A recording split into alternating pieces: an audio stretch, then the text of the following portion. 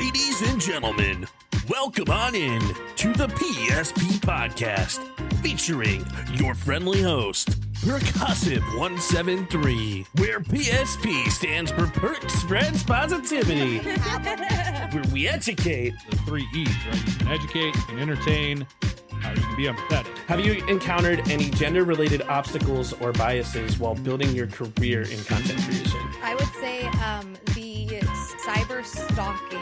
By bringing in the best of the best. You still do that, so let's not discount that. So what really made you go into streaming? What was that decision? What was that move that made you, Nick, as I'm very sorry, I know I'm teasing you, but it's literally, it's one of those things that we can do, post everywhere, post often, and do it your own way. And have fun. And have fun and be yourself. Fine. Have fun, honestly. Like that, I love that so much because it's so true. Like, if you like the content you're making, like if you're watching it and you like it, you're not the only person. From fitness to establish a new habit or a routine, what is your message to them? Start with less than you think you need. Too fitting. Would love to get some tips and tricks of the trade on like how you kind of do things in the cosplay field. Yeah, I'd love to go into that, especially because like I've done a little bit of everything, right? So I've made some costumes, I've bought some costumes, I have my friends' old costumes, I've commissioned costumes, I like craft all kinds of things, but also I wear things. Like there's a whole smorgasbord if I do a little bit of everything when it comes to cosplay. To VTubing and animation. This is something that I may want to get into. How should they start? Ooh, I think everyone should start on YouTube. I think YouTube is going to be your best place for launching metrics that creators should be paying attention to, in my opinion. Yeah. I think, and like specifically with like VTubing, I think it's, I think all of that is like kind of like the difficulty level is like bumped up to like expert. And our goal at the PSP Podcast is to educate and inspire aspiring creators. And we are super excited for this week's episode, and we can't wait to see you there. So let's have a freaking party! Ladies and gentlemen, welcome on into another episode of the PSP Podcast, and I'm your friendly host, Percussive173, where the PSP stands for Perk Spreads Positivity. And today, we are talking about something which every creator cares about, and it's about longevity. It's about how to build a presence. It's about community. It's about actually building a brand that lasts. And to break it all down, I'm joined by somebody who lives this every single day. And if you guys don't know her, she's a partner, she's an ambassador, she's a leader, she's a host, she's an interviewer. She even plays some really awesome games, the retro games. And I'm super excited to introduce Ash Said Hi. Ash, say hi. Hi. How Hello. are you? I'm great. How are you doing today? I'm doing very well, actually. It's been a really interesting day, but I'm glad to be here. I'm excited it's Friday, and I'm glad to be here with you. I am same. I'm glad to be here with you. You know, we've already had some great conversations and I am feeling prepped. I'm feeling ready and I'm looking forward to having a good conversation today. Absolutely. I'm very excited to have a conversation with you and just kind of get to know you and help educate the entire content world. Because like, as you guys know, the PSP Podcast is dedicated to inspire aspiring creators. And the whole reason why I put it on is to bring in the best of the best, people who've been out there, people who've experienced the world of content in ways that, well, maybe you have not. And we could share their journey with you and we can get to know a little bit about them. So why don't you introduce yourself to people that might not know who you are? Sure. So, hi everyone. My name is Ash. I stream on Twitch as Ash Said Hi. I'm also on pretty much every social media platform as Ash Said Hi. And I've been a broadcaster since March of 2019. And I have been a Twitch ambassador since March of 2020. 2021. Sorry, I'm trying to make sure I don't mess up these dates here. It's been a long road, you know? And I have been a Twitch Women's Guild leader since last year. Actually, my time as the Twitch Women's Guild leader is going to be over at the end of this month. I'm in the wonderful position of handing off the responsibilities to the next community specialist who will be taking over, and they're going to do an incredible job. But I mostly broadcast retro games and Nintendo games. As you can see, I'm a big Nintendo fan, and indie games with a retro vibe. And the goal of my channel and the work that I do is to connect with people through the joy of retro gaming. You could think of my channel as kind of like a third space for people who enjoy comfort, retro gaming, Mr. Rogers style vibes of, like, you know, how we talk and interact with each other, making sure everybody feels like they're welcome, and exploring games that we either know and love very well, or games that I've never played before, and sharing that excitement and that fondness for things like that. So yeah, I really enjoy being a broadcaster on Twitch. I'm also a host. I've hosted in many different places, online and in person. I've hosted Twitch Rivals. I've hosted at DreamHack this year. I did the main stage. I've hosted at TwitchCon. I've done many panels and interviews all throughout the years, like PAX East and retro conventions all over the place. So yeah, I love traveling. And then outside of streaming, you know, I love art. I have a degree in graphic design. I went to school for advertising. I have a cat named Bobby who's not here right now. W Cats. Surprisingly. Yeah, she'll probably come and crash the show soon. As will But Joplin, but yeah, you know, they have a knack for that, right? Mhm. So yeah, and I love Star Trek, and I love Nintendo, and I love gaming. I love gaming history. So yeah, I'm excited to delve deeper into all of the different things that I've learned through my content creation journey. I love teaching people, and that's why I do a lot of panels and things like that. I love sharing everything that I've learned through my journey, so that way people can, you know, not have to go through the mistakes that I've gone through, or maybe their journey's a little bit easier. And that's honestly like super amazing for people that like don't know a lot about you, because being in the Women's Guild, being a Twitch ambassador, doing as many panels as you have, like, you've been out and about in the content field, and it is really speaks like your credibility as a creator and like the stuff that you put forward, and like it's awesome. It's really cool to see. And like you mentioned you were a host in the past, right? Hmm. So what types of things do you like to host? Minus, I know we talked a little bit about the panels, but I know we can delve into that a lot more. Yeah, no, I absolutely love hosting panels for sure, but I just love being on stage, right? Like at DreamHack, I did interviews for the Artist Alley, like the people who are in the Artist Alley, and like devs and all that kind of stuff. And that was really fun because I got to learn a bit about each of the people I was interviewing kind of on the spot, and then, you know, help them to feel comfortable on the stage. So, and it was my first time hosting main stage at DreamHack. So basically how that worked was Gabby Durden was like the main host for the main content, and then I was basically like the interstitial host in between.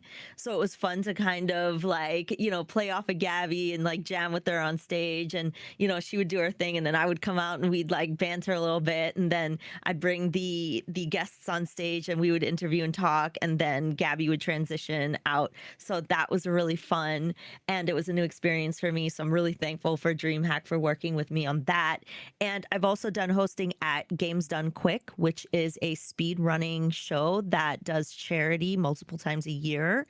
So I've done hosting for AGDQ and GDQX, which is their live in-person show at TwitchCon. I've also been couch commentary, and couch commentary means like if somebody is speed running, there's a person that's either doing like color banter or they're like giving a play-by-play of what is happening on screen.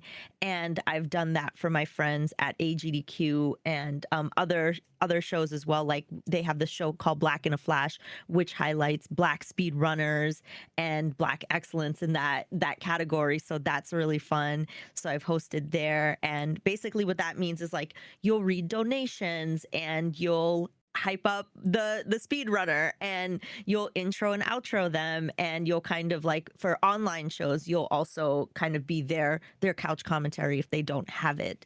So that's really fun. And like I've done some hosting with Amazon at TwitchCon. So I hosted for like it was really fun. I did it for Lord of the Rings when Rings of Power came out, and I had to do trivia, and I had to do like, just talking to the audience and, talking a little bit about the show before it was launched. So that was really fun. And I did this other hosting gig for Amazon at TwitchCon.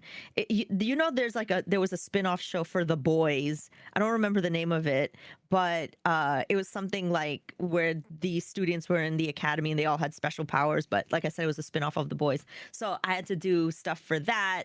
And it's been really fun. It's been really cool, like this journey and how things have evolved. So my goals for 2026 are to absolutely get more work like that and to continue to broaden my horizons and see what other shows are out there. That is absolutely amazing. So my business in the content field is not nearly as seasoned as yours. I like to consider myself a little fledgling content creator, even though I've been around for 10 years, but I've only been streaming for like 5 of those years. Like I've been watching people make content forever, and like I decided to get into streaming because of Bad Bear Gamer and The Only Shady, who are amazing Call of Duty content creators, and it made me want to stream Call of Duty myself. I decided to put together the PSP podcast kind of on a whim because I was paying attention to what are the little ins and outs of like how content can like work with you, and like how can you learn about content, what are the things we should know, and there wasn't really much about that out there. And I don't know why, because like YouTube is an amazing place and it has all the things that you could possibly need to know, but I didn't learn that until I started kind of delving into the world of content and like trying to put together just a basic singular PC setup with OBS. But that being said, hosting something in streaming, they're entirely 2 different things.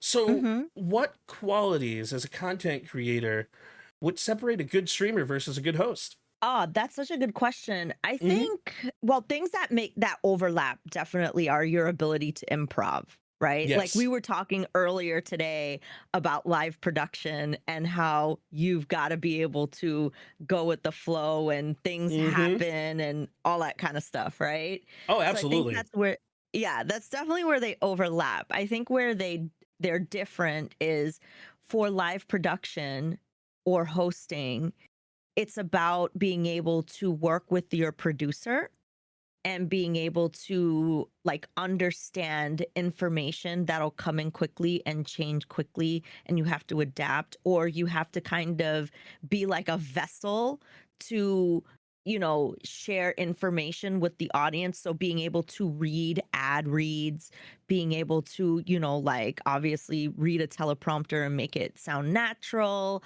being able to kind of like intro and outro and you're not really the star of the show, right? Right. Unless like that is the point of what you're doing as the host. Like if you are the star of the show, like that's one thing. But with streaming, I think that you are the star of the show. Like, Absolutely. I mean, for me on my own channel, I want to be the thing that everybody shows up for. I want to be the person that, like, you know, fills the stadium, you know? Mhm. So I think the skills that are different there is being able to hold audience retention, which I mean you're doing as a host as well, but in a different way. Like you have to Mhm. hold them, I think, a little bit longer because streams typically are longer. Whereas like as a host, maybe you're there in spurts, or you know you're sharing the stage with other people, you're not necessarily like the main draw. So I feel like, you know, that's where you kind of have to focus in your skills, is being able to draw the audience in, make them feel invested, make them feel like they belong, and then, you know, give them a reason to be like, well, I want to come back, right? Because that's the Yes. other thing. Like a host is like usually a one and done kind of thing. And you move on to the next thing and that's it. But for broadcasting, it's like you want to make sure that people feel like they want to come back and they want to watch every day. I mean, for lack of a better term, probably like create some form of FOMO. So that way they're like, yo, I don't want to miss the next stream. True. So yeah, I think that those are important. But like a host, it's, you definitely want people to feel FOMO, like in the sense of like, I don't want them to leave the audience. Like I want them to like stay because this is so action packed, but that might not necessarily be because of you. It could be because of whatever the content is on the stage. So, but definitely working with the producer, being able to hear information live in your Yes. ear and working off of that. That is definitely a skill that's much different than streaming, because you know they're gonna tell you things, they're gonna, and you got to make it look as natural as possible. So yeah. Absolutely. And like I couldn't agree more with you, because like hosting and streaming, as somebody who's delved into the hosting world as a podcast host, they're two entirely different things. Like Mm, for streaming, like I'll be a COD streamer, right? Well, what my goal is to consistently talk, consistently be there, consistently like dictate my next move, and like the focus is a little bit different than that is of actually being like a podcast host. Being like a yeah. podcast host, you actually have to interact. You have to be genuine. You have to listen, because there are things that are said, things that you can piece off of, break off of, and it's just I'm learning this on the fly. I ain't an expert, so don't think I'm an expert here. But this stuff is really fun to do, and in a world of content, you have to find ways to make genuine connections. And I feel like running a podcast like this is one of those ways to do that. So Yeah. yeah. Yeah. Well, I was just gonna say, like, I feel Uh-huh. like, you know, when people say they're not the expert at stuff, I feel like the thing that makes you the expert is like going out and doing it. And I think nine times Absolutely. out of 10, yeah, like 9 times out of 10, like, you know, people stop themselves before they even get to start. So just going out and like taking action, I think makes you very expert already. So I just wanted to point that out. Well, I couldn't agree more, because like the old saying is practice makes perfect. And Yeah. you can't learn unless you fail. You can't fail Yeah. unless you try. So Right. Exactly. you got to put yourself out there. You got to do it. And that's where I think the overlapping between hosting and streaming and content Yeah. creation is. Because Yeah. another thing that people don't even know is there are people that feel shy or awkward on camera. And Yeah. genuinely, like, I'm one of those people. Like, I can't tell you how nervous I was before this, because I want to put on a good show. I want to make you feel good and stuff like that. But what do you think some small habits are that can help people grow into a stronger host or a stronger content creator over time? Mm-hmm.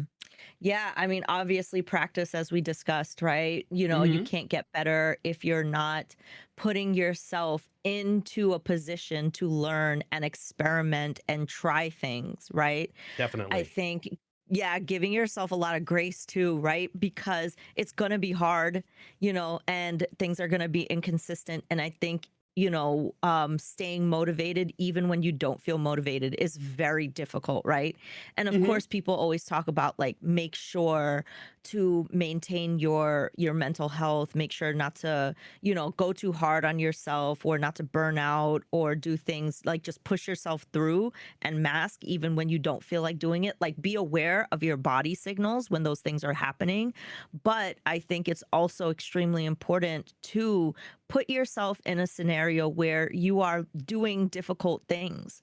Like you are capable of so much more than you think. So, Yes.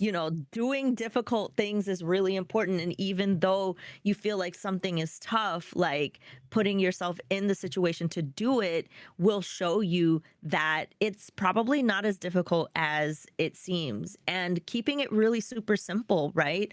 Like if I know I want to become a better broadcaster, you don't need all these technical know-how things. Like it does help. There are aspects of it that do help if you know how to video edit and you know how to, write code for a bot, or how to set up like multi-streaming and all kinds of things like that. Like those technical skills do help, and there are like top level things that you should learn.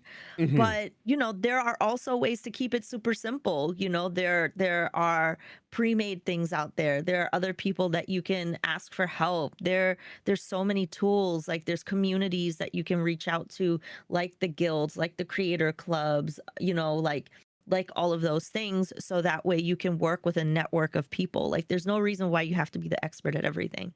But I think it's really important to just put yourself in the middle of doing something, because Yes. that's the 90% mark, right? It Mhm. doesn't have to be perfect. I think that's the enemy of advancement. That's the enemy of, making progress, is like thinking that everything has to be perfect. Like just do it. And then if it's not perfect, fix it later. I think that's how we get better. In every podcast episode I discuss that, and I'm so glad that you pointed that out, because like funny you talk about the difficulties, right? And like I failed communications 101, right? And now I'm hosting a podcast. Yeah. How does that make sense? And Right. like, and when it comes from like the tech stuff, like you're right 100%, because like you don't need the best of the best technology to be amazing. You can get that Yeah. over time. You can always upgrade, but I started on a laptop, a controller, and a singular monitor. And Mhm. like I had a headset microphone. It was a Turtle Beach headset, and that's all I had. And Mhm. I decided to play Call of Duty because people thought that I was funny and people thought that I was goofy. And then my buddy Tyrone was like, "Hey Perk, I'm gonna put you on my stream because you're so funny and people want to see what you look like. I hope that's okay." And I'm like, "Yeah, that's fine." I wasn't really considering going live, but like, it's funny how things evolve over time. Yeah. And in a world of content, that's just kind of how it is. You learn as you Yeah. do, and you got to keep going and keep doing things. So yeah, and you Yeah. gotta be observant to your Yes. surroundings, right? You've definitely got to watch what other people are doing. bingo. You've got to see what's trending. You've got to I mean, I do this all the time. I always tell people, watch your VODs. Just watch it. Like I don't understand I'm scared to hear myself talk, or I'm scared to, look at the video. I'm scared. Like if you're scared, then why would somebody else feel comfortable watching? Like you've got to get into the habit of Yes, air checking please. yourself and looking at all your clips, and making sure that the production value you are offering to people is giving a return on their investment and their time. Exactly. 95% of what we do as content creators, streamers, hosts is introspective work, because we Yeah. have to look back at what we're doing. We got to pay attention to the right analytics. We have to pay attention to when people leave the chat, because maybe we did something. Maybe something Mhm. happened. We have no idea, but we consistently will say over and over that we learn from experience. But Yep. we have to be introspective. We have to look at what you do. If you don't like your content, do you think anyone else would like your content? Because Exactly. you gotta showcase your Exactly. passion. Yeah. Yeah. It's So huge. we're like same brain. Yeah, same, definitely same brain. So not only do you do a lot of hosting, you do a lot of interviewing, kind of like we're doing right now. So you're excellent at making guests comfortable. So what's your secret to helping them open up? What's your secret to making them I- be themselves? Yeah, no, that's a very, very good question. And I think Mhm. the most important thing is listening in the moment, right? Yeah. Oftentimes, when people are interviewing, they're just have a list of questions and they're just like, I got to get to the next one. I got to get to the next one. And they're not actually hearing and Mhm. reacting in real time to what the person in front of them is saying.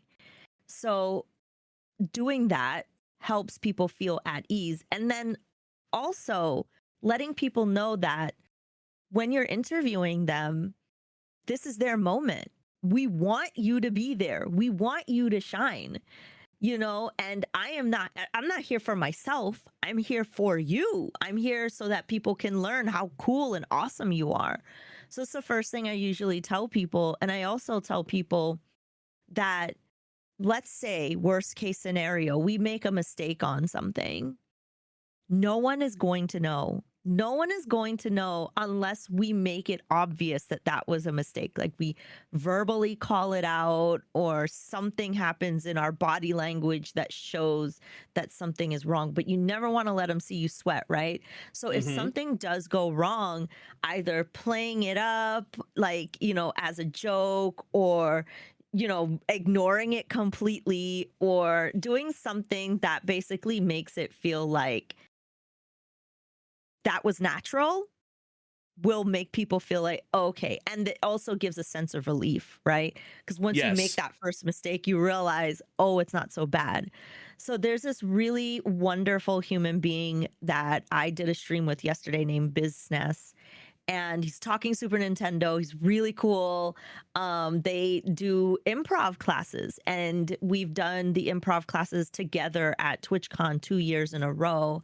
And the first thing that Biz teaches when you do improv is you bow and you say, I failed.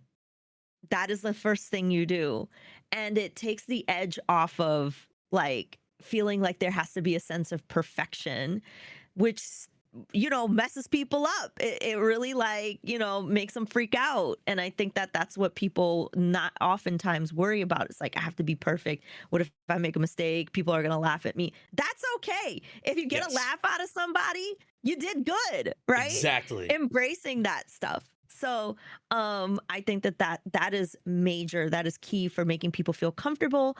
And also, when I'm going out, like if I'm going out on stage, or if I'm doing something with somebody similar to what you did for me today, is I make sure that they are fully prepared and they don't have to do any heavy lifting. So I'll give them all the questions and I'll tell them, this is exactly how the show is going to go down, and here's the run of show, and here's what to expect, and this is what we'll cover, and anything you don't want to cover, we won't. Making sure that they are fully aware of what is going to happen. That way they're not connecting dots in their mind that don't exist. They're not building stories in their mind that'll never happen, or thinking of the worst case scenarios. They know Absolutely. what's going to happen. So Prep is those your are the best main friend. yeah, exactly. Mhm. Those are the main things. So it's worked out for me, and yeah, I hope to continue And to do more. so tech is one of those things that can really help you in these types of situations. Like you discuss, there are certain things that happen on streams that nobody will know what's going on. Like, for example, I'll be straight up open and honest with you about some stuff that's happening right now. There's some stuff that's happening from a technical perspective that's completely out of my control, but you guys will never know that it's going on unless I told Hmm. you. You'll never know what's happening to my bit rate and why it's fluctuating so rapidly. But the more you stream, the more you learn little tips, the more you know how to utilize your command prompt, the more you know how to utilize certain aspects within OBS to slow the encoding error, or to improve the encoding error, or to fluctuate certain things and fly with it and like do things on the fly. Hmm. It's also one of the reasons why, like, maybe my camera is changing colors and you guys didn't realize it because I just switched my scene. Hmm. So there are certain aspects that you can do, certain tips that you have over time that can resolve these issues. For example, studio mode. If you're a producer, one of the things that is your best friend is studio mode, because you can make changes within the studio mode and then hit the transition button and it'll be a silent transition and no one will ever know. Yep. Yep. I have used studio mode so many times. Like, like for example, if I'm doing a co-stream with somebody and like we're playing a game like Animal Crossing, but I don't want their code to go out on the video, right? I'll use studio mode and I'll get into their town using the code so that way, you know, you don't get trolls that try to like break in or whatever. And then I'll transition over and it'll be super seamless, right? Studio mode is really awesome. Actually, Dude, I'm it glad is that you so told people great. about that. Well, one of the Yeah. things that like I love to tell people is the utilization of studio mode, because I do a professional podcast. Yeah. And you as a producer, as somebody who's back at a producer, not someone who is talking. I don't mean this style of producer. I mean a behind the scenes, someone who's making things happen, making changes, adding media files, adding peripherals on the fly. Studio mode is your best friend. And you have to learn how to be a producer, like an actual producer, to go, you have slide A, you have slide B, you do an A/B test, and whichever one works. If it doesn't, you switch to the B. And like you see people, there was a really cool scene that the Cincinnati Reds did, right? Or sorry, not the Cincinnati Reds, the Texas Rangers. It was versus the I was Cincinnati gonna say, I'm Reds. a big baseball Yeah. fan. Big baseball fan here. So it was a Texas Rangers game. And in their production, they were showing the back end of their production studio saying, well, look at slide F. Look at slide F. All right, we're going to go F, then we're going to go E, and then we're going to go right back to B. We're going to go right back to the slide transition. It was one of the coolest things ever, because you really Yeah. see what some of the people do behind the scenes that actually are making that live broadcast transition happen. And like Yeah, this was yeah. after a home run. So it was so Yeah. cool. Also, Yeah, let's go yeah. Guardians. Oh, sorry, Mets fan here. I'm sorry. Hey, you saying sorry to me? Listen, You're a Mets I fan. don't even want to talk about the year that we had last year. Like, Hey, it's you just- have Francisco Lindor, so I love Francisco. He's I love he's my that. I have a homie. Lindor jersey. I have a Lindor jersey in my closet right See, now. I knew we Yeah. were friends. Hey, yeah, let's go. You might be a I Mets miss some fan, more- but hey, at least you're not a Yankees fan. Yeah, nah, chill. Nah, Yeah, I mean, this year alone, I've been to more baseball games than I ever have. And every time I go, I have to have ice cream in the hat. So, like, you know, Boston White Sox. I mean, sorry, Chicago White Sox. Boston White But Sox. I did go to no. I did go to a Boston game this year. I did go to a Boston game. I went to a Red Sox game. I don't know where the hat is though, but yeah, unfortunately the Yankee hat. I got a Mets hat hanging up in front here. If you ever I go got to a Braves hat. Guardians, if you ever come to Cleveland, let me know. I'll go to a game with you Oh my God. in a heartbeat. Yes, yeah, I'm there. Because my goal in life is to go to every baseball stadium at some point. Well, when you So- do that, because Cleveland has Cedar Point, I'm just Yeah. saying, like, do a 2-in-1 trip there, the greatest amusement park in the world. Heck yeah, let's go. I'm I down. love that. Ride some roller coasters. Absolutely. Yeah. So, Yeah, actually, I want to make sure I touch on before we Yeah. change topics. no, go for it. You were talking about production, and one of my favorite Instagram accounts is, I think it's called Behind the Screens, Uh-huh. and they focus specifically on exactly what you talked about, transitions and showing production behind the scenes, like when people have to call like cameras, like, all right, switch to 7, switch to 9, switch to 1. And like I've seen it for sports, I've seen it for like award shows. They've gone behind the scenes on like award shows, sports, like all kinds of cool stuff. And it is like, to me, it's one of the coolest jobs, but like also super high stress, because I'm like, how do they know what to call next? How do they know where to go? How do they know what's going to be the best, you know, like best camera angle? But it is so fascinating. And then seeing like the cameramen or camera people, what they have to do to get the shot, right? Like there was one video that they posted on Instagram of like the Kendrick Lamar performance for Oh, yeah, that was great. the halftime show, Mhm. but they showed like what the cameraman had to do to get like all the 6 shots that they did, and it is super fascinating. I am endlessly fascinated by that kind of stuff. So I'm so The- glad you brought that up. The level of production that goes into the shows that you see every day is something that you just can't see. And this is the Mhm. beauty of being a content creator. And I'm going to shout out BB Jess for a moment, but Yeah. being a Oh content yeah, because her creator. camera setup is sick. That's what I'm saying. Like she'll go to Yeah. like camera 1, camera 2, camera 7. Like she'll bounce around, and she'll make her cameras like be absolutely incredible and fluid. And I don't know the name of the thing that she uses, so I'm not going to try to name that. But like, I had her on a podcast and we were just kind of talking about the mentality of being a content creator and just doing things right. And like, she's such a gem with the stuff that she puts together, especially from a camera perspective and a production perspective. Like, Heck yeah. she even makes her mistakes enjoyable to the point like where she'll be like, all right, we're not doing this. I'm starting stream over. We're starting this over. And then she'll go to her starting soon screen and she'll fix everything. And then she'll go right back. And like, it's the stuff you can't see, but also the stuff you can see. It's really cool to watch production in action. And the reason why I'm going into the content creation aspect is because we wear many hats as creators. We're our own audio engineers, our own production assistants. We are our own video editors. We are our own producers, our own hosts. We're the star of the show. We play the proper video games. We do it all. We're our own marketing professionals. And that's all the stuff that you guys don't see behind the scenes. Like 10% of what you guys are seeing every day is what we're doing right now in front of the camera. The other 90% you guys don't see. The networking for me to even reach out to Ash, to have Ash even come out onto the show. Yeah. So it's, you guys don't see that stuff. You guys don't see what happens behind the scenes. And let's kind of talk about that a little bit. Like, what made you have that decision based off of my interaction with you to even come onto the show? I mean, I think it was the fact that you like emailed me first and was like, hey, I want you to, do you want to do this? Explained what it was and was clear about your intent.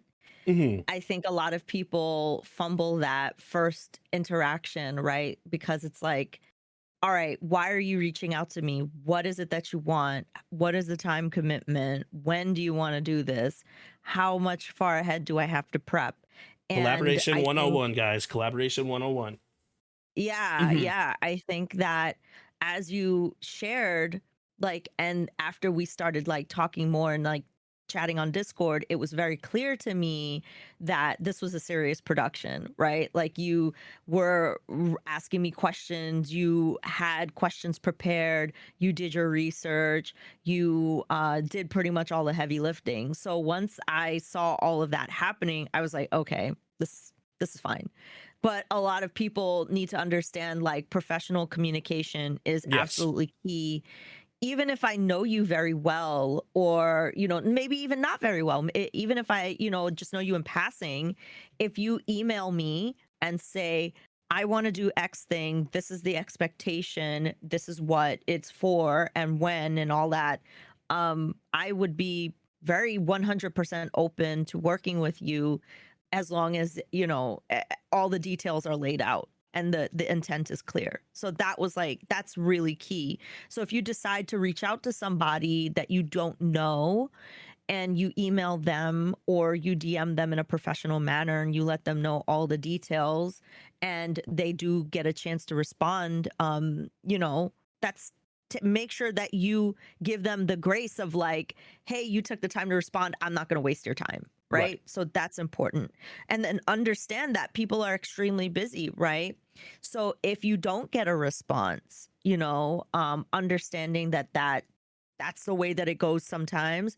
And if you respectfully follow up, you know, within a certain amount of time, I would say like a week or 2 weeks should be reasonable to Sometimes I give it a month.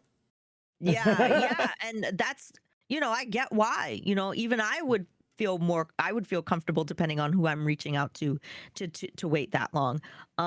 I think that that's totally fine. But then if you reach out repeatedly and you either don't get a response or you get a no, like respecting that boundary, and you know, no doesn't always mean no forever. Like, I think it's okay to eventually reach out and be like, hey, I know you said no before, but do you have time this time? And if not, you know, that's cool. You know, I that would not bother me at all if somebody, as long as they were, you know, it was professional and respectful. Every single day, I live my life as a professional, inside of work, outside of work, and with my hobbies. And the reason why that I do that is because being a collaborative professional is what allows people to actually see you as a genuine, authentic human being.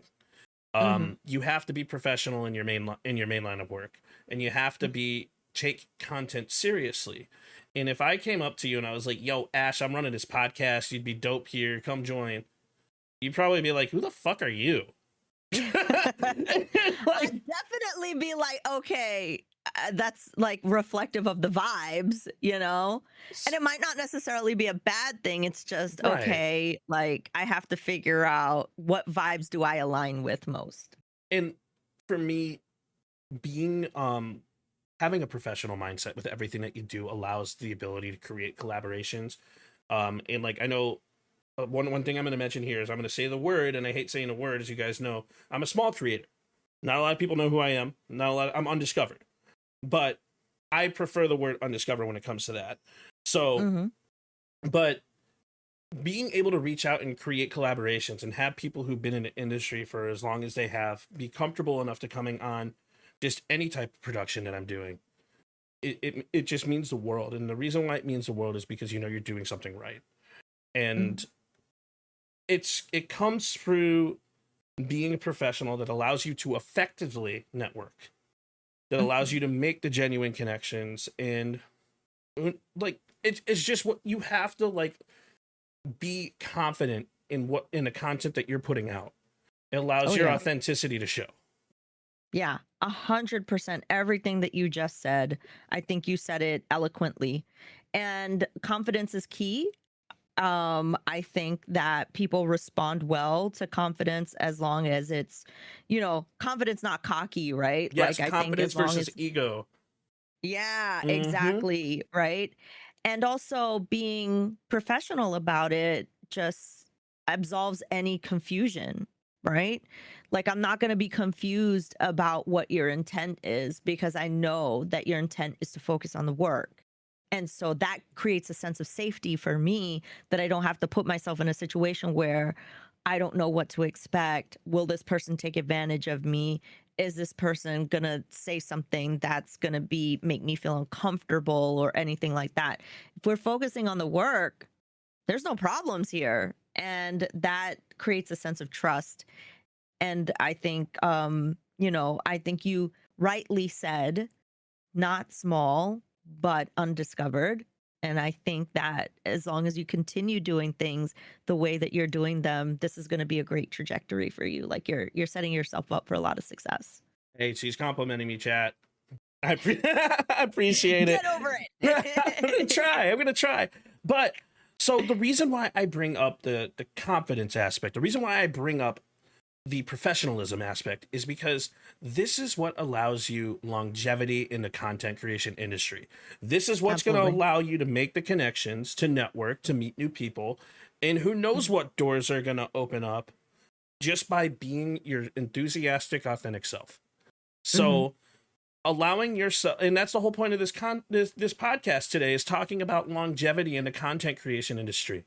And as I've said in the beginning, the podcast is dedicated to inspiring aspiring creators, not just new, but people who are growing, people who want to grow their own product, grow their own brand. So that being said, what is one thing you wish you knew when you started your content creation journey, and how might that help an aspiring creator today? Oh man, that is such a good question because I feel like there's no handbook for what we do, right? Bingo. There is absolutely no handbook. So we are often leaning on fellow creators to learn. We're often having to experiment. We have to sift through data that could be outdated or doesn't apply to us. I wish I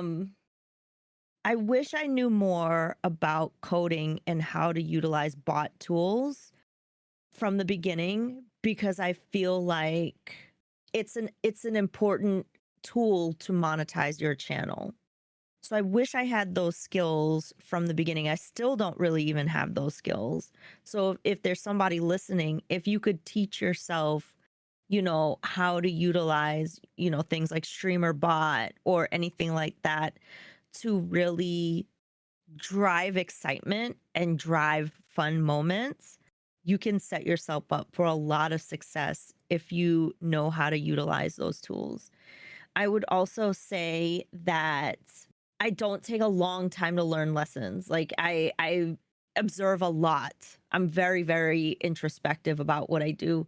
But I think that making sure that beginner Ash knew that anything is possible, and like you can literally, like, don't sell yourself short on anything. Yes.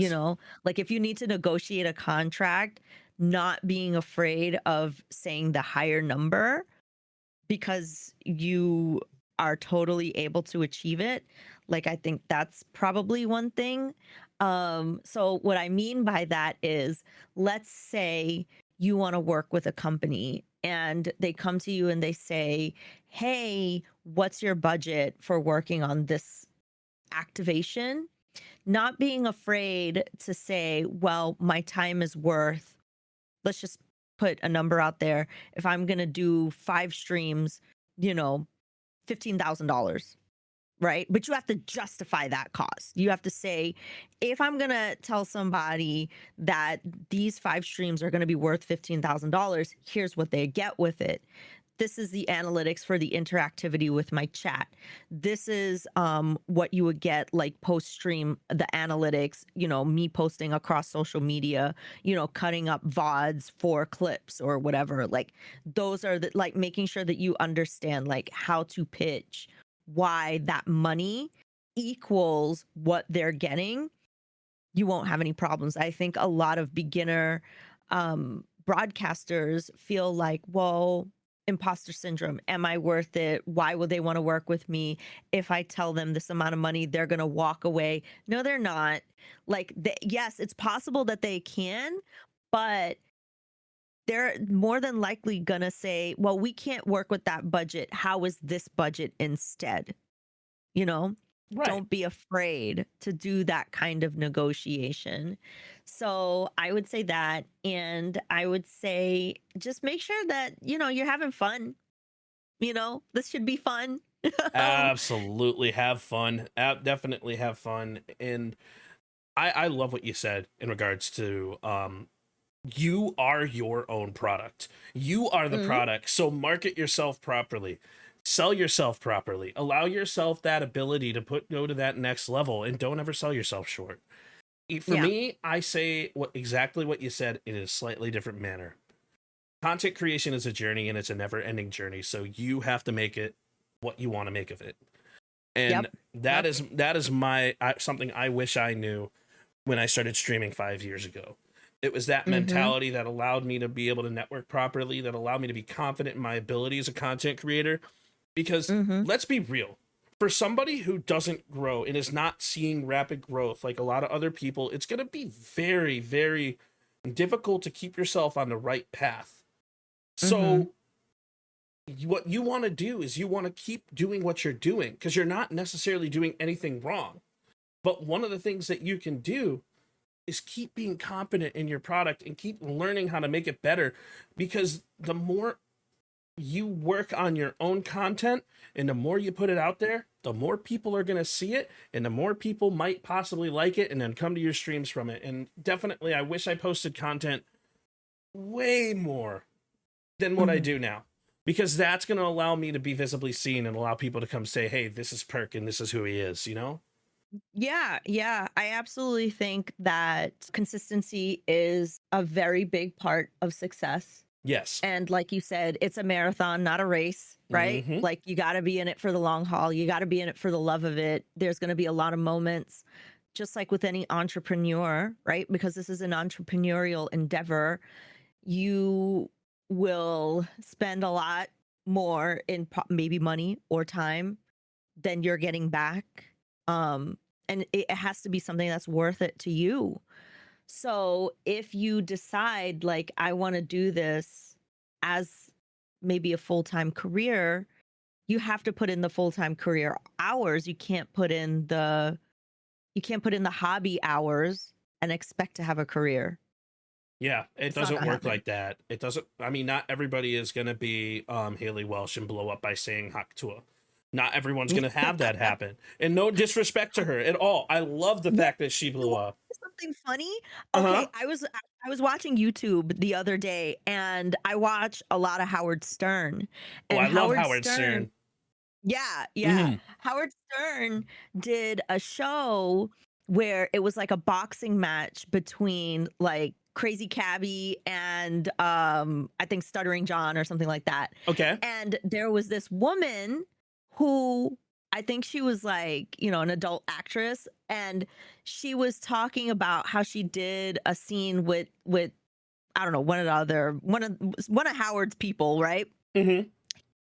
And she was like talking about Hawk Tuah, like exactly like that girl in the same context. And I was like, oh my God, she's the original Hawk Tuah girl. Like she said that thing like decades before this other girl did. I just thought that was really funny. So that's a just huge brought point. memory. That's a huge point though, because everybody gets all bent out of shape about copying other people's content, and they're saying this thing like copying content. It's not copying content.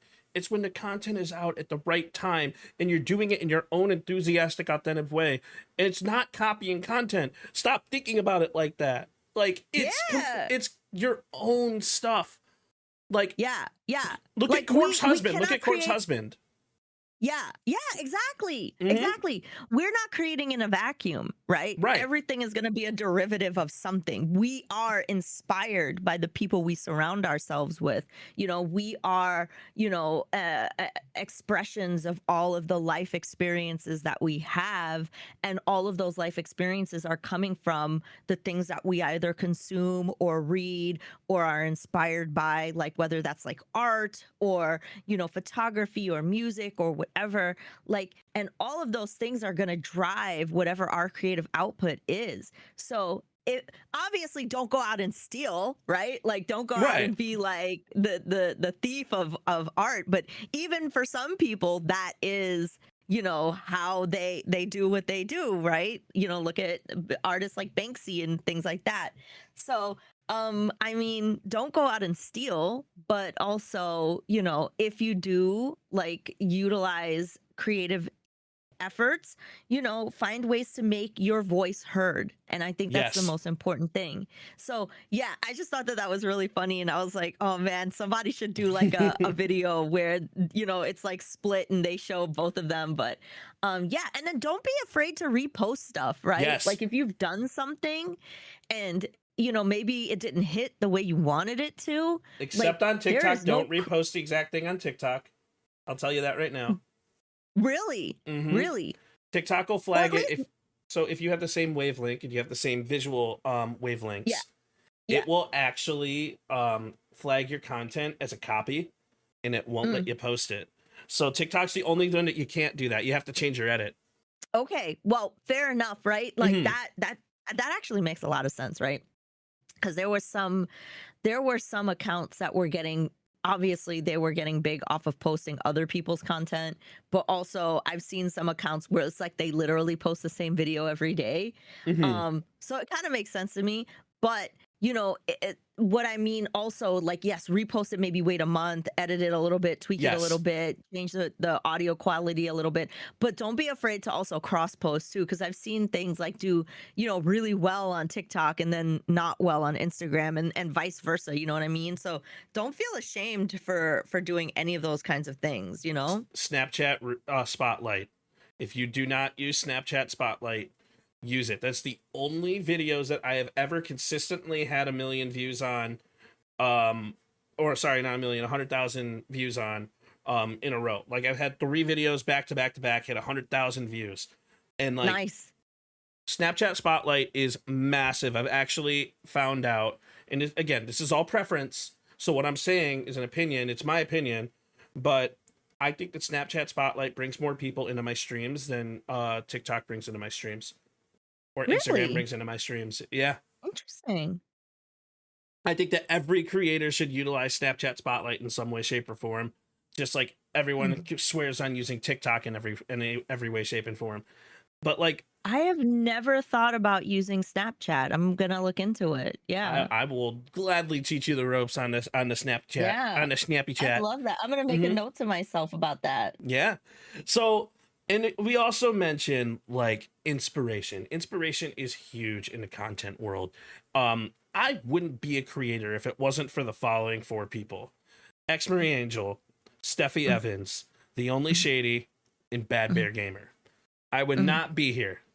Perk would not exist as a content creator, as a streamer. The PSP podcast would never exist without them. And what I did is I took aspects of each one of their streams, because I was a viewer first. And then I made it into what Perk is. Steffi's personality, Marie's gutsiness, Shady's storytelling, Bad Bear's educational goofiness and energy. It's like everybody has their own things that makes themselves work. And as a content creator, the best way to grow is by watching other people. That is my opinion, but that is my belief. I share that opinion. I absolutely share that opinion. I am a Twitch gremlin. I'm always on Twitch. I'm I watching think people's streams as I'm editing, like yours last night. Yeah, it's, I don't know, it's like having someone in the room with you, you know, like you get some sound in the room and then you're able to do work. Like that's totally me as well. I think that when I got my Twitch recap, like out of 365 days, I was on Twitch like 355, you know what I mean? So yeah, I agree with you. And I think, as we said, you know, you're gonna learn from the things that you fill, you know, you fill your space with, you fill your mind with. And there's no better way to learn from people who are achieving the kind of success that you would like to eventually achieve for yourself and be inspired by them. Yes. So yeah, continue. I always say, yeah, that's a good thing, you know, to do that. And another thing in the content world that people really like to try to get into is niche gaming and niche content. So for you, retro gaming is such a distinct niche. Like, what drew you into that, and what drew you into niching down into the retro gaming aspect of things? Yeah, I think when I first started broadcasting, the first two games I streamed was Breath of the Wild and Tetris 99. I love Zelda. But yeah, me too. I have, and just much like everybody else here, I have a very large backlog of video games and a very large physical collection of video games, as you can see here. So I wanted to share, you know, those video game experiences with people. And I said, you know what? I think the first thing I did was I hooked up my Super Nintendo Classic console, because it had, you know, like HDMI output, and I had just bought an Elgato capture card. So I was like, oh, let me try this out. And I think I played like Kirby and Zelda and Mario 3. And I was like, oh my God, this is really fun. And I'm able to like play games that I never got to finish. So I was like, why not? Right. And so I started, you know, looking through the retro category and seeing like all the people who were in there and starting to get to know them and learn the community. And that was like, okay, I think I found my people here. So one day I did a search for the Commodore Amiga, which is basically like a computer system that was popular in the mid 80s, early 90s it was created by Commodore in the United States, but it was way more popular in Europe. And it's still going strong to this day, right? Like people are still making games for the Commodore Amiga. People still speedrun Commodore Amiga. Like, you know, people stream from it. And that's how I met some of my best friends, like Amiga Bill and people who stream a lot of Amiga games. They're very, very active on Twitch. And so once I started seeing how robust this community was, how incredible they were, how supportive they were, like a lot of people helped me learn the ropes and stuff like that, I was like, okay, this is what I'm going to focus on. And also, you know, I think that retro and nostalgia are totally in vogue right now, you know, and hopefully they'll always stay that way, because things are always going to become retro, right? Like things are always like, you think about now, Morrowind and Oblivion are over 20 years old, both of them. And you're just like, how, you know? I personally think, and that's the thing too, right? Like it's fun to talk about these topics because like you ask people what does retro mean to them, and you'll get wildly different results depending on how old the person is you're asking. So like a kid nowadays would definitely be like, the Wii is retro, and you just be like, I can't God, please. hear that. I can't hear that. The Wii is not retro. I mean, the Atari. I mean, now we're getting somewhere, right? Exactly, right? And funny enough, like Atari has had a major resurgence. Like, Yes, it has. they're still making Atari consoles, like HDMI output Atari consoles, and they're one of the third-party brands that are still making cartridges to this day of their games, and they're taking their IP and and making new games. Like they made a new game based on the story of Yar's Revenge. They've made a new game based on the story of Haunted House. Like they're doing so many cool things and publishing all these cool new games. So there's so much to talk about in that space, and lots of remasters, remakes, like Dragon Quest. Square Enix just recently did Dragon Quest 1 and 2 remaster, which is really beautiful if you haven't gotten a chance to play it. So there's so much like life in that genre where it's like it's small enough where the people who are really into it are really into it, and you'll find a very wonderful source of community, but it's also big enough where you can focus on it and make a great living for yourself if you decide to do this as a career. So that's many of the reasons why I focus on it. And also because I get to be authentically me, right? I get to talk about all of the experiences that I have playing games with my mother, playing games with my dad, talking about all the games that I inherited from my dad, sharing the Amiga that was handed down to me from my dad, and getting to share like real life experiences so people can know who I am as a person and what I identify with and what's important to me and what I love and what makes me passionate. So I get to do all of those things. So I get to show people who I am as a person and be authentic, and they connect with that. So that's the main reason why I focus on retro gaming. That's why I started streaming in the first place. Not retro gaming, but the passion and authenticity. Because every day when I stream and avoid burnout, I look back and I'm like, the reason why I started streaming is because this is something that I'm passionate about. This is something that I enjoy. And the reason why I bring that up is because watching you speak about your niche, you lit up, and it was so cool to see. And watching, and that's a beautiful thing about having a podcast like this, is being able to watch people get passionate and to watch them light up is one of the most incredible things to see. So I have to ask, have you always had a passion for retro gaming, or how did choosing that niche help you build a consistent, loyal community in your community?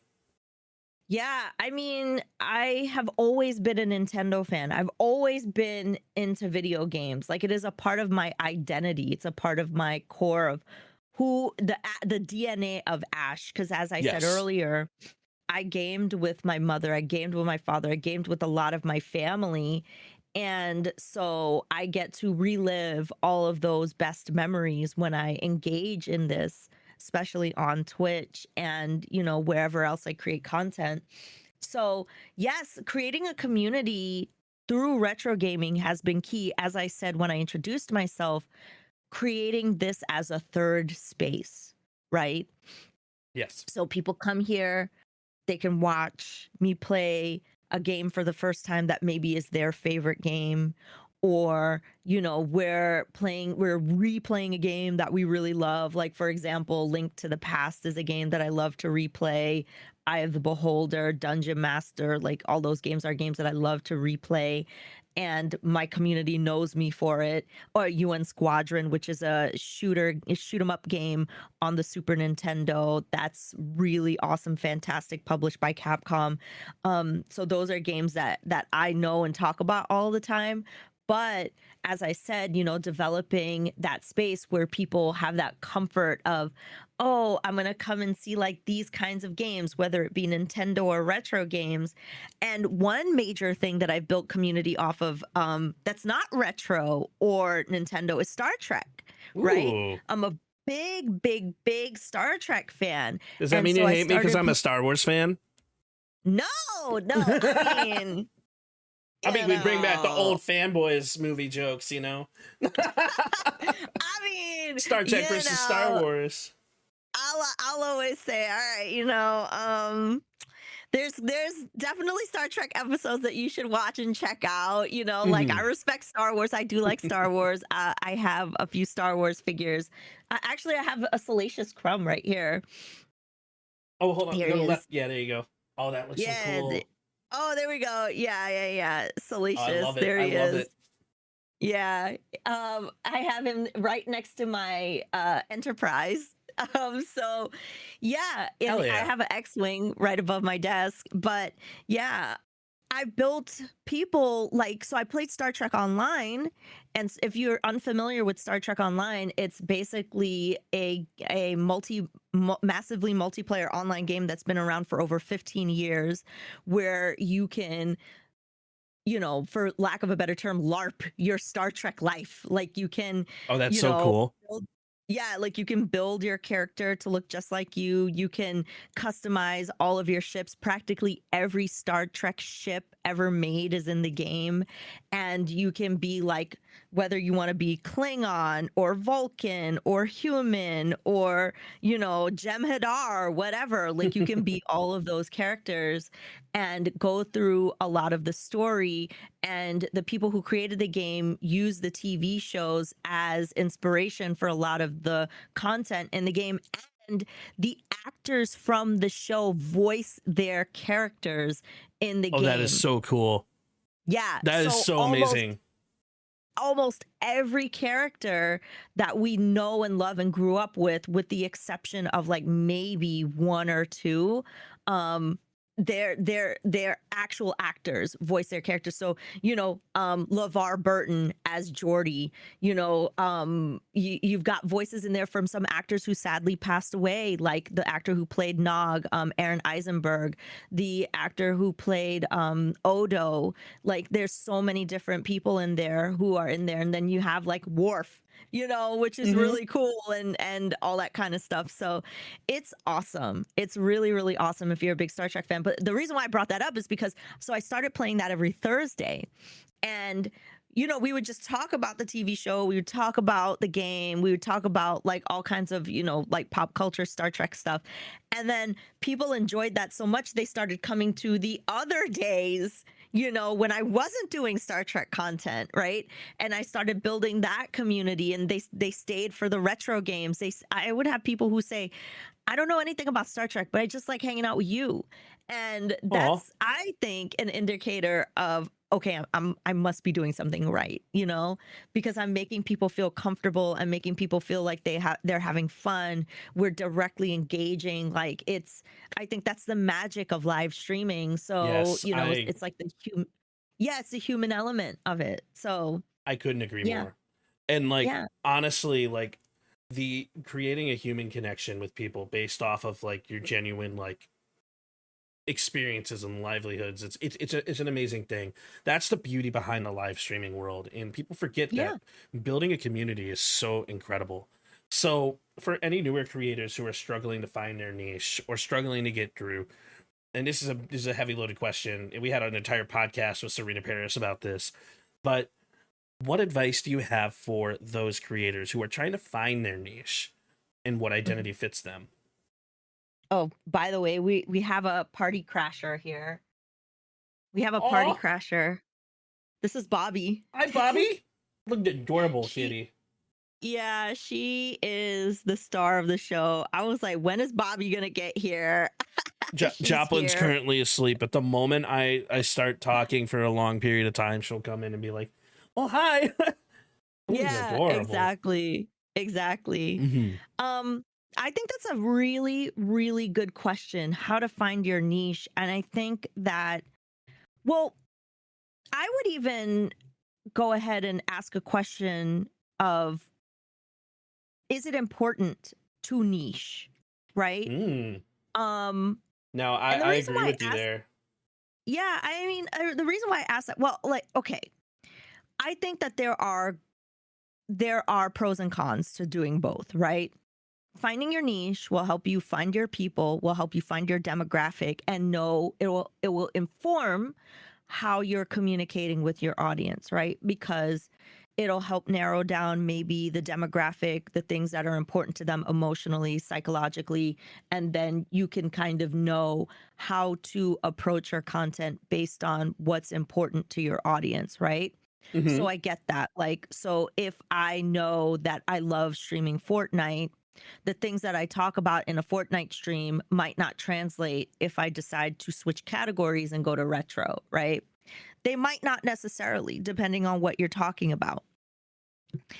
And the people who watch are going to have vastly different needs, right? Like emotionally, because like maybe the audience for Fortnite is going to be younger, or they're going to be like, you know, maybe have a shorter attention span or whatever. Like there are going to be needs that they have that are going to be very specific to whatever it is that they are in their lifetime at that point, right? So that's why it's kind of important. I think it too niche, because then it'll help inform you like what kind of experience you want to deliver.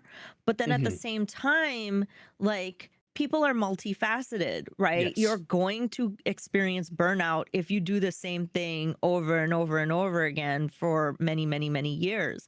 And you're going to want to explore, you're going to want to learn and grow, you're going to want to feel comfortable like being able to try other things. So I think that there's definitely good and bad when it comes to figuring out like what is it that I want to do. And I think the most important thing, so that way you can kind of like maybe soften any kind of potential problems that could arise from that, is really focusing on who you are as an identity. Like what kind of content, what kind of like experience do you want people to have? Like knowing your why is pretty much what I'm getting at here. Understanding why you're creating content will help inform how people will experience your content. So that way you know what it is that you want to say. So like instead of, I know that when I open, I always say like I focus on retro, I focus on Nintendo, I focus on indie games with a retro vibe.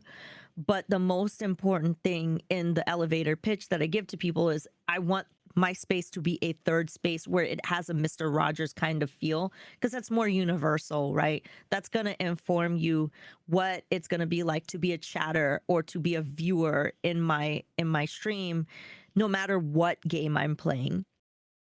And so that's important because, you know, I don't want to only do retro. Like sometimes I Mhm. want to play Animal Crossing. Sometimes I want to do something else.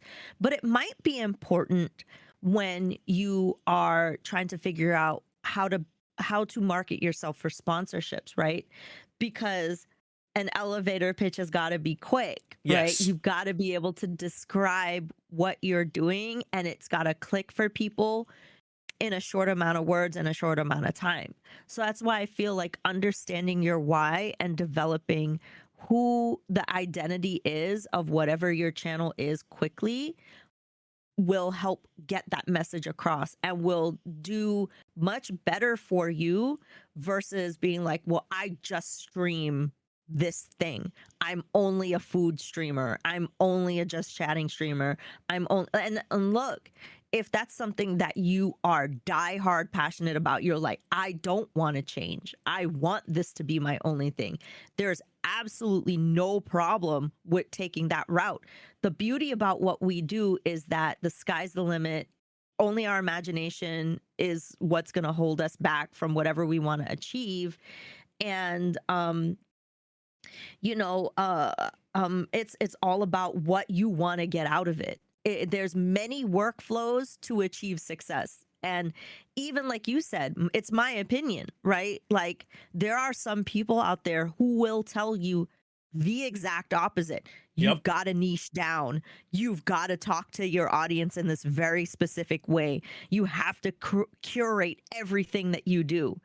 And then there's some people who are like, I just throw up videos and I don't even think about the thumbnail. So I'm actually one of those people who throw up videos and don't really think about the thumbnail, except for the podcast stuff, because I actually want everybody to look good whenever I do stuff like that. So that's really awesome when it comes to talking about niching down. And like, I personally think that niching down helps, but again, it's your own journey. You can do whatever you want. And like, Yeah. it's what showcases your passion. Yeah. And that's going to and allow you to be again, along for a long time. Right, exactly. It is going to give you direction. Whereas if you don't have direction, you're going to feel like intimidated by the blank canvas. Yes. Right? You're going to feel very intimidated. Like you're going to be like, I don't know what to do. I don't know what's right. And I think that's the more important thing, is that there's really no right or wrong per se, because even with like going viral, right? Like there are people who will be like, the gurus of going viral. Like, you have to do this, you have to post this way, you have to do this content, this kind of length, and have these kinds of graphics with this kind of sound or whatever. And it's like, those things can change very quickly, and even the people who develop these apps and work on these algorithms don't even fully understand them themselves. Yes. So just do what feels right for you. And if niching down feels right, like, do it, because there are going to be mega like pros if you could really figure out how to emotionally connect with that audience and how to really understand how to deliver for them. So if you say want to get into cooking streams, for example, and you have a sense of something that is really successful because you've tested it 1,000 times and you know it very well, like, that's the most important thing. I definitely agree with you. And like, being able to allow yourself that ability is huge. So I want to kind of jump a little bit here, kind of off your notes here, but a little bit of a jump into this direction. What separates a content creator or streamer from a quick in and out of the content world versus being around the community for the long haul? How do you think that is either niching down or niching out?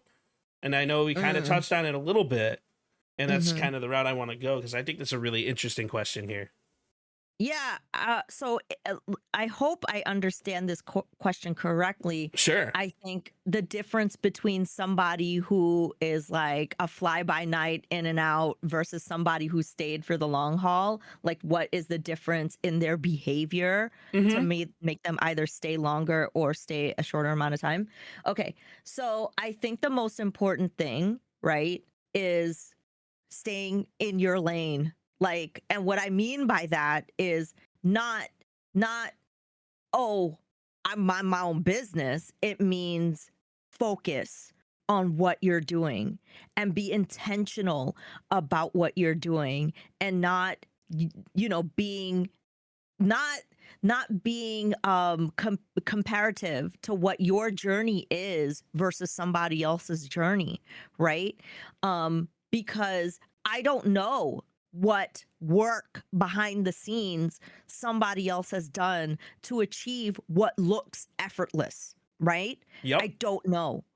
And it could look effortless, but that's the thing. A lot of things that look effortless is effortless because that person has put in 5 years, 10 years of work, right? That is such a huge point.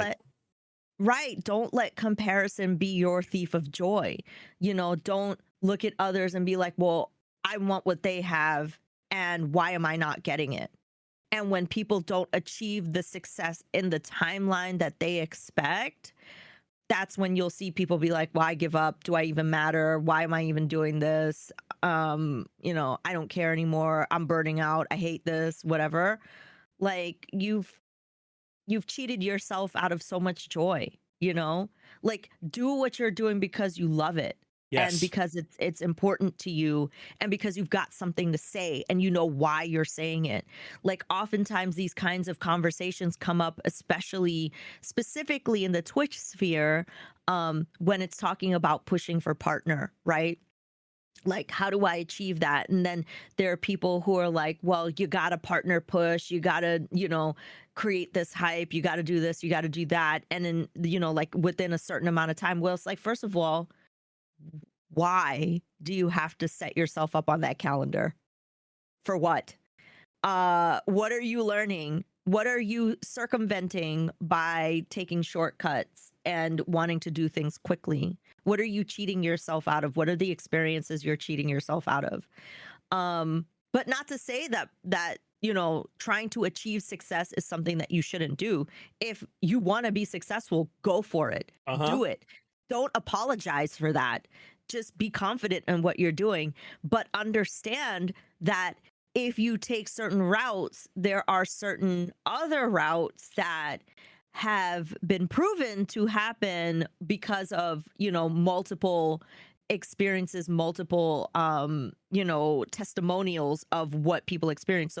So specifically with partner pushing, you'll often find a lot of people say, "Oh, I pushed and I had all this hype, this excitement, I achieved partner, and then like a few weeks after I achieved partner, my numbers dropped because I didn't have the same hype. I didn't have the same excitement. I didn't, it's kind of like dieting, right? Like instead of changing your life habits to make small incremental changes that'll last you the rest of your life, people crash diet and then they gain the weight back like almost immediately. And then they wonder why they backslid, do you have the same amount of hype? Are you putting on the same level of events? Are you putting in the same effort? Or did you get comfortable after you achieved what you perceive as success? And that's, And I think that oh, sorry, go ahead. sorry, go ahead. Please go ahead. I like to describe that mentality of like the journey of content creation as a car in cruise control. There never is really any real reason to try and give yourself those tentative timelines, but you can allow yourself to strive for a goal. And striving for a goal is important because ultimately what everybody forgets is we have to go back to the basics. When you're a content creator, you want to showcase your passion. You're passionate, you're going to be more inviting. I think of content, the world of content and creating content kind of like a dating show. And this is really interesting because I know I'm throwing a lot of analogies out there like really quickly. But like the moment you try too hard, everyone's going to know and everyone's going to be kind of like, I don't know. But the moment you let yourself kind of relax a bit and just let yourself go with the flow, that's when you're going to start to see that growth because you're comfortable in your own shoes. And a lot of people miss that. Absolutely. 1,000,000,000%. Yeah, I agree with that. 100 million billion percent. Because it goes hand in hand what we discussed with confidence as well, right? Like when you walk into a room and you're not looking at your phone, you're not looking for the wall to go hang on, you're not, relying on something else to kind of take the edge off, and you walk in confidently, you speak a little slower, you don't, you're not afraid to engage with people. People feel that energy. Yes, they do. And people also feel that energy when you are streaming and you love what you do versus it's a means to an end, right? Now, again, I don't want anyone to feel like if they are doing this because they want a certain type of success, why that should be discouraged or why there's something wrong with that. There's absolutely nothing wrong with being like, I want to work with Nintendo. I want to be a stage host. I want a certain kind of viewership. I want to achieve success. You just have to understand that you have to work even when motivation is low. You have to experiment. You have to put yourself in uncomfortable situations. Yes, you do. And you have to be consistent with what you're doing. And I know that's like amazing to think about, but I have the corniest goal in the world. It's a creator. And like everyone's like, you're selling yourself short, Perk. You're selling yourself short. No, I promise you I'm not. My goal as a content creator is to make at least one person smile a day. I don't care if it's my co-host. I don't care if it's you guys. But the moment someone tells me, oh my God, this was fucking amazing, you're a really, really genuine human being, that is what makes my heart absolutely whole. And that is kind of why I do it. And I don't do it because I have what is it called? A praise kink. That ain't it. That ain't my mindset. I do it because this is a hobby that I turned into something that I'm truly passionate about. And the moment I get into conversations in regards to the industry and the content industry, it showcases that passion, because the world of content is such a vast place. There's so many different avenues. There's so many different people out there. There's IRL streaming, Call of Duty streaming, FPS streaming, retro streaming, like you name it. There, content is just something that's consumable, and people forget that. So, as a creator, what lasting message do you want to give any new and aspiring creator? What do you think they need to know if they're thinking about hitting that go live button for the first time? I think that they need to know that this is a marathon, not a race. And I think that they need to know that there is a lot of trial and error involved. And I think that they need to go for the 90%. They need to go for the 90%. It's not about perfection. It's not about, being the best. Well, I mean, if you want to be the best, go for it.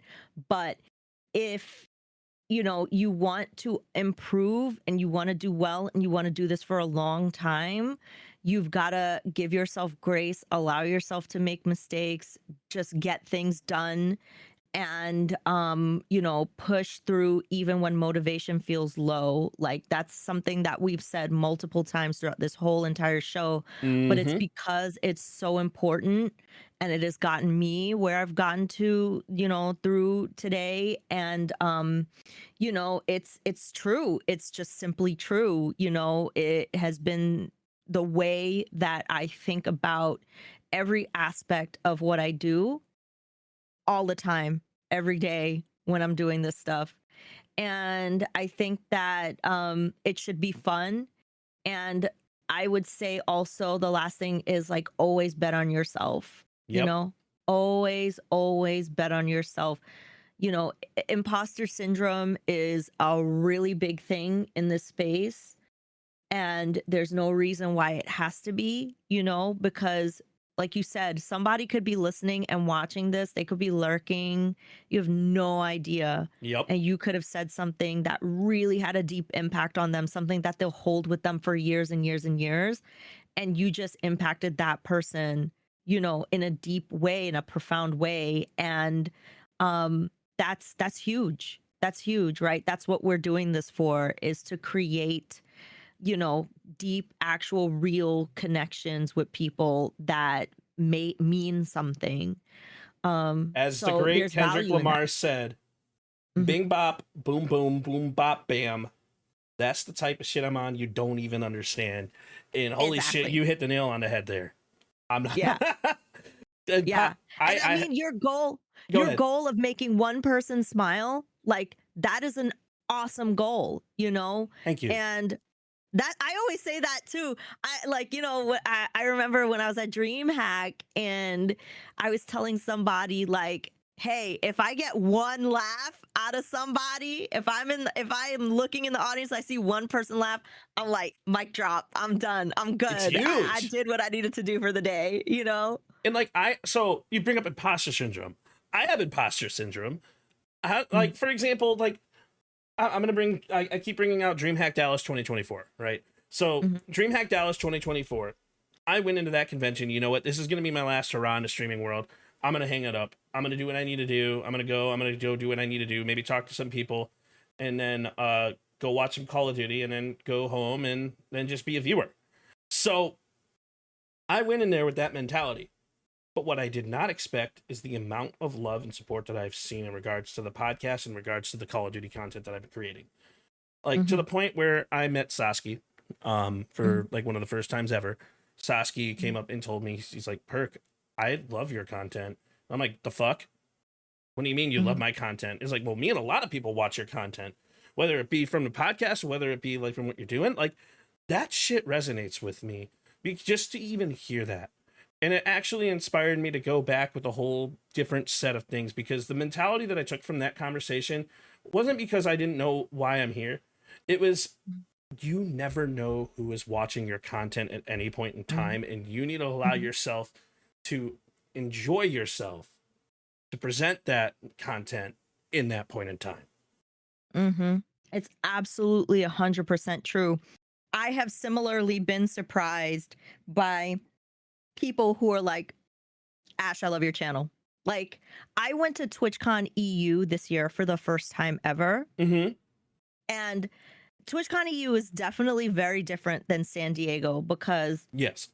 especially if you're, in the United States, like obviously you're going to know a lot more people at San Diego than in EU. If you're a streamer in, EU, Japan, Australia, you might know more people there.